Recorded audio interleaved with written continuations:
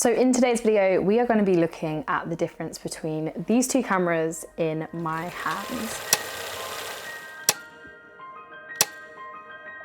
So we've got the Mamiya RZ67 and the Mamiya RB67. Both cameras, they look really similar and they are really similar, but we're going to be talking a little bit about the similarities and the differences between these two cameras, what they are, what they do, and which one I would recommend if you are looking to get into medium format. So the Mamiya RB67, the Mamiya RZ67, they belong to Mamiya's 6x7 range of medium format cameras. They're widely renowned for the beautiful quality lenses, for being really customizable cameras. They work on a modular system, so you can swap out the viewfinder for a different viewfinder, the lenses you can swap out, as well as the film backs. The Mamiya RB67 was the first film camera that really got me into film photography. It was my first medium format camera and the camera that really I started talking about most on this channel. You know, it was originally released back in 1970, so we're talking like, you know, 50 plus years ago now, and over that time frame, that time span, you know, countless other people have also fallen in love with the camera, the system, and the medium of film photography because of this camera. The RZ67, on the other hand, is the RB's younger sister. It's the camera that came in the 1980s. I think it was first made in 1982. So of course, you know, over that decade and a bit between the two cameras being released, things changed and different elements were added to the RZ that makes it different to the RB, even though the kind of general structure and the general base of the camera is very much similar. So that's a little bit of an introduction to the two cameras. Now we've kind of covered the basics of what the cameras entail. Let's get stuck into some of the differences between these two cameras. So let's start off with perhaps the biggest difference, and that is the fact that this camera, they're really heavy, so you know, lugging these about is not easy. But this camera, the RZ67, is actually an electronic camera, whereas the RB67 is fully mechanical. So the RZ has electronics in it, and this has some pros and it has some cons. The fact that the RB67 is fully mechanical is one of the reasons that a lot of people opt to go for the RB over the RZ. Because it's fully mechanical, you could say that it is a little bit more reliable. There are no electronics that might fail. You also don't need to worry about your battery running out. The RB67 does not need a battery, whereas the RZ does need a battery. That being said, the batteries that you use for the RZ67, they hardly ever run out. They're really good. So although they are a little bit more hard to come by, you can't just kind of go to the corner shop and pick one up. I don't find that to be too much of an issue because it is seldom that they run out. So for me, I just have a pack of them and I have some spares in my camera bag.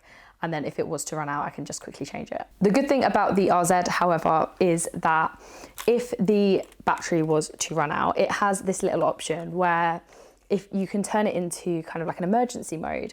And what that does is it shuts off all the electronics in the camera, or obviously if your battery is not working, then the electronics aren't either. But the thing that is mostly powered by electronics in the RZ67 is the shutter. So what it does is it means that when it's in this emergency mode, the camera shoots at roughly around 1/400, 1/400th of a second. So you can still use it, just only at 1/400th of a second. However, this isn't massively limiting. You know, if you are shooting in natural light, then hopefully you have enough light to be able to shoot at around 1/400th. And if not, if you're shooting in studio, it has a leaf shutter, which means you can sync the light to both of these cameras, no matter what shutter speed you're at. Just bear in mind the sync speed of the light, obviously that is important. But talking about strobes with these cameras is probably a video for another time.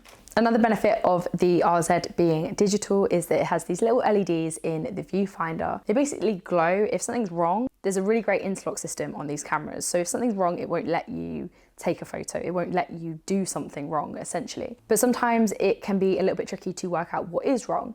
And these LED lights on the RZ67, they indicate to you what is wrong. So maybe the dark side's still in, maybe you haven't cocked the shutter properly or advanced the film, etc. And these lights indicate so that you know what you need to change before you can take a photo. Personally, I find that this helps me a lot in terms of problem solving. It's a small touch, but I do find that it helps me in my workflow. But of course, this is just personal preference. These cameras are getting increasingly more expensive, and so opting for something like an RB67 may end up being more financially viable in the long run, because it might, arguably have less chance of mechanical failure. So the next key difference comes with the winding mechanism of these two cameras. So with the RB, you have a 2 rewind mechanism. So for example, once you've taken a photo, you will need to cock the shutter and then advance the film on the film back. So there's 2 levers here. You take the photo, do the shutter, and then do the film. And unless you're taking a double exposure, you need to do that for every shot. So it's 2 actions before you take the next photo, essentially. However, on the RZ, you just need to use this lever, which will reset the mirror and the lens and advance the film at the same time. I don't know if you can see that as I move this, it's also moving this. So both cameras have a rotating back, and that is what the RB initially stood for, rotating back. And this is to allow you to change from portrait to landscape orientation without kind of having to like move the camera. So this is the RZ67, and I can rotate the back, and then that's landscape, and that is portrait. That saves you from having to shoot like that and then like that and trying to work out the waist level viewfinder and things like that. With the RZ67, as you might have seen me do, they have this little switch here that you need to click into R position. And once it's clicked into R position, you can then rotate the back. However, on the RB67, you just need to twist it. It's a little bit tough. It's much tougher than the RZ67, but that's because, they don't want you to be able to accidentally do it. So you just twist the back. I personally don't find it better one way or another. Like, I don't mind the switch, but I also don't mind not having the switch. For me, it doesn't make much of a difference. Next up, let's talk about the lens choice. And the lens choice was actually what made me decide to invest in an RZ67. So the RZ is compatible with RB lenses, but it also has its own range of lenses. And these are exclusive to the RZ body. You can't use these on the RB. So I absolutely adore the look of the 110mm 2.8. It's great for portrait. Stops all the way down to 2.8, which I believe there aren't any other Mamiya lenses for this system, for the RZ or the RB, that do that. I really wanted to give that a try. It was one of the reasons that made me invest in the RZ system. And it definitely is probably my favorite lens across all of my film cameras and across my digital cameras. So keep that in mind if you do opt for an RB.